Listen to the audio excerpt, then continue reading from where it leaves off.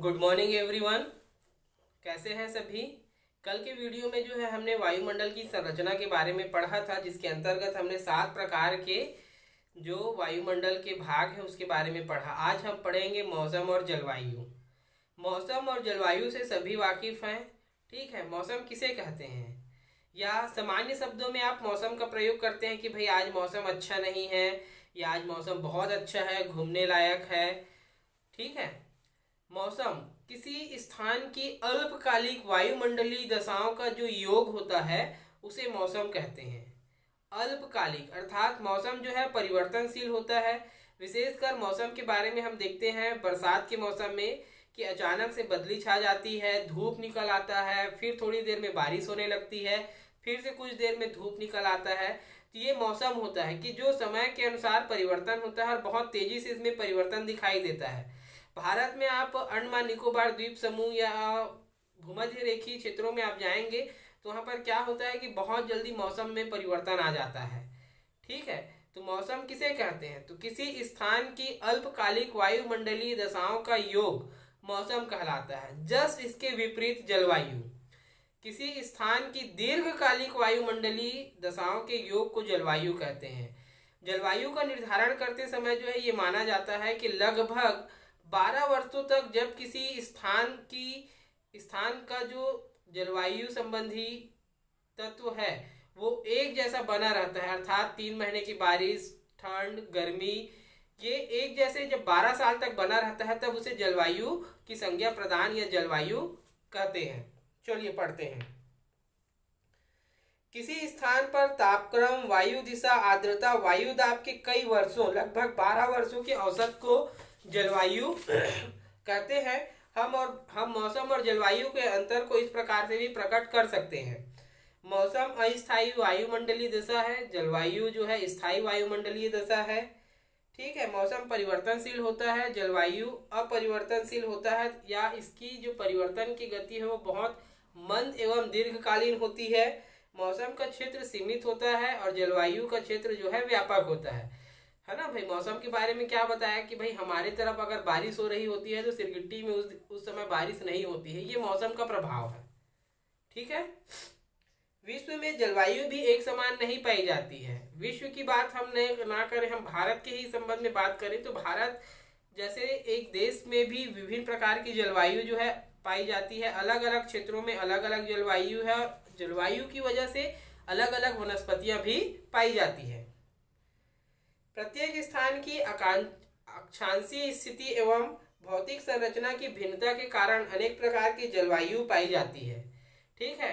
हम जो अलग अलग अक्षांशीय स्थिति में रहते हैं उसके कारण ही जो है क्या होता है कि जलवायु में परिवर्तन होता है। संपूर्ण विश्व की जलवायु का अध्ययन करने के लिए एक सामान्य जलवायु की विशेषताओं के आधार पर हम जलवायु का वर्गीकरण कर लेते हैं कि संपूर्ण विश्व का अध्ययन करने के लिए जलवायु के लिए जो है हम कुछ वर्गीकरण कर लेते हैं। मॉफ हाउस ने भी मौसम और जलवायु के अंतर को निम्न शब्दों में व्यक्त किया है। क्या कहा है हाउस साहब ने? जलवायु में मौसम की अवस्थाओं का औसत वर्णन विस्तृत क्षेत्र एवं लंबे समय तक किया जाता है। ठीक है। जलवायु में क्या किया जाता है कि मौसम की अवस्थाओं का औसत वर्णन तथा क्षेत्र का लंबे समय तक जो है जलवायु में अध्ययन किया जाता है।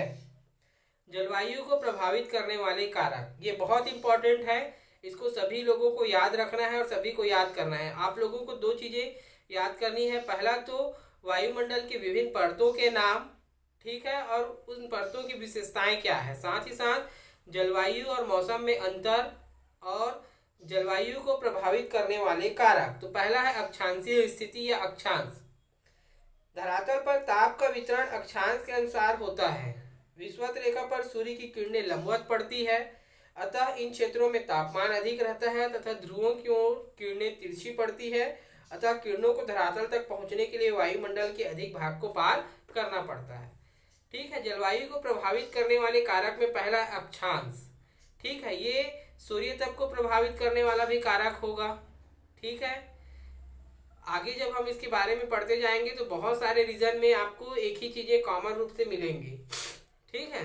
तो अक्षांशीय स्थिति पता है कि सूर्य जो है भूमध्य रेखा पर लंबवत चमकता है, इसलिए भूमध्य रेखीय क्षेत्रों में 0 से 10 डिग्री ऊपर उत्तरी ध्रुव की ओर और 10 डिग्री नीचे दक्षिणी ध्रुव की ओर सूर्य का जो प्रकाश है या प्रभाव है वो बहुत अधिक होता है। इसलिए वहां पर उष्ण कटिबंधीय जलवायु पाई जाती है, क्योंकि सूर्य का प्रकाश जो है वहां पर सीधा पड़ता है और लंबे समय तक बना रहता है।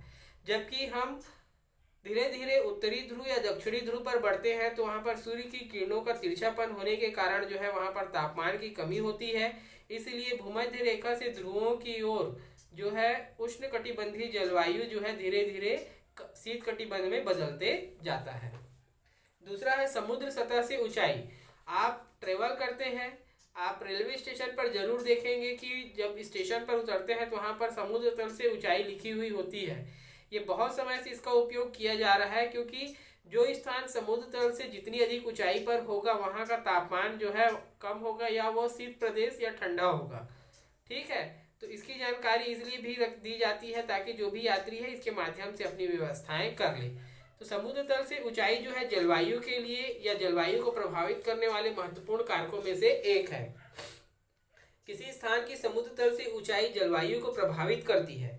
धरातल से अधिक ऊंचे भाग तापमान और वर्षा को प्रभावित करते हैं। समुद्र तल से ऊंचाई के साथ साथ तापमान घटता जाता है, क्योंकि जैसे जैसे ऊंचाई बढ़ते जाती है वायु हल्के होती जाती है और ऊपर की वायु के दाब के कारण नीचे की वायु ऊपर की वायु से अधिक घनी होती है तथा धरातल के निकट की वायु का ऊपर की वायु के ताप से अधिक रहता है। तथा जो स्थान समुद्र तल से जितना ऊंचा होगा वह उतना ही ठंडा होगा। सीधी सी बात है, आपको अच्छे से समझाता हूँ कि हवाएं जो है सूर्य के प्रकाश से गर्म नहीं होती है कि भाई जो सूर्य की रोशनी आती है तो हवाएं गर्म होती है, नहीं।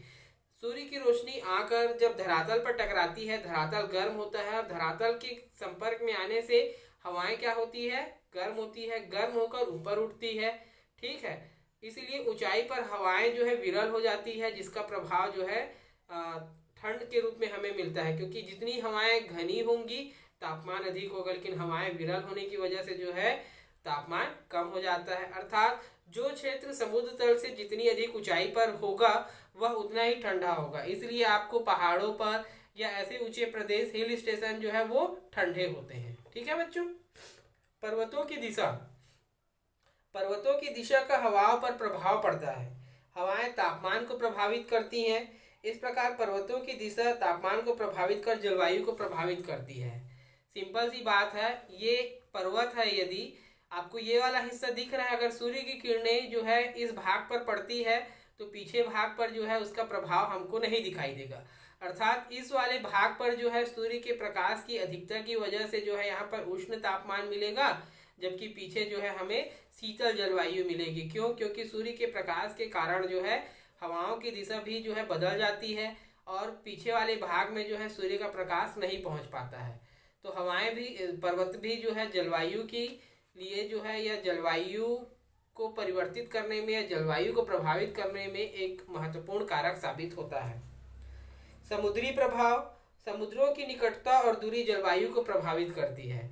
आपको पता है कि समुद्र का जो है जलवायु पर समकारी प्रभाव होता है। जितने भी बड़े शहर या नगर जो समुद्र तट के किनारे बसे हुए हैं वहाँ पर जलवायु में जो है विशेष अंतर नहीं होता है। अर्थात ठंड के दिनों में ना तो बहुत अधिक ठंड पड़ती है और ना ही गर्मी के दिनों में बहुत अधिक गर्मी, क्योंकि वहाँ पर समुद्र का समकारी प्रभाव होता है। इसलिए ऐसे क्षेत्र को जो है बहुत अनुकूल माना जाता है। लेकिन जैसे जैसे हम समुद्री क्षेत्रों से प्रायद्वीपीय भाग में जाते हैं वहाँ पर हमको जो है ठंडी और गर्मी का एहसास जो है स्पष्ट रूप से दिखाई देने लगता है। समुद्र का समकारी प्रभाव होने के कारण जो है वहाँ पर दैनिक तापमान जो है उसमें विशेष अंतर नहीं होता है। जैसे अभी हमारे यहाँ ठंड का मौसम चालू हुआ है तो जो रात का तापमान है वो बहुत कम हो जाता है, दिन में तापमान ऊंचा होता है। लेकिन जो क्षेत्र समुद्र के किनारे होता है वहाँ पर दिन और रात के तापमान में मामूली सा अंतर होता है या तो नहीं के बराबर होता है। ये समुद्र का समकारी प्रभाव है। अर्थात जो क्षेत्र समुद्र से जितनी दूरी पर होगा वहाँ की जलवायु जो है अलग होगी और जो समुद्र के जितने पास होगा वहाँ की जलवायु जो है समान होगी। ठीक है, जो स्थान समुद्र के निकट होता है उसकी जलवायु सम रहती है तथा जो स्थान दूर होता है वहाँ तापमान विषम पाए जाते हैं। सागरीय धाराएं भी निकटवर्ती स्थानों को प्रभावित करती है, अर्थात भूमध्य रेखा से जो सागर चलती है वो क्या करती है कि ध्रुवों की ओर जाते समय तापमान को बढ़ा देती है, जबकि ध्रुवों से आने वाली ठंडी हवाएं जो है वो गर्म तापमान को ठंडा कर देती है। पवनों की दिशा, पवनों की दिशा भी जलवायु को प्रभावित करती है। ठंडे स्थानों से आने वाली जो हवाएं हैं वो उष्ण होती है और तापमान को बढ़ा देती है। इस प्रकार हवाएं जलवायु को प्रभावित करती है। ये गलत लिखा हुआ है।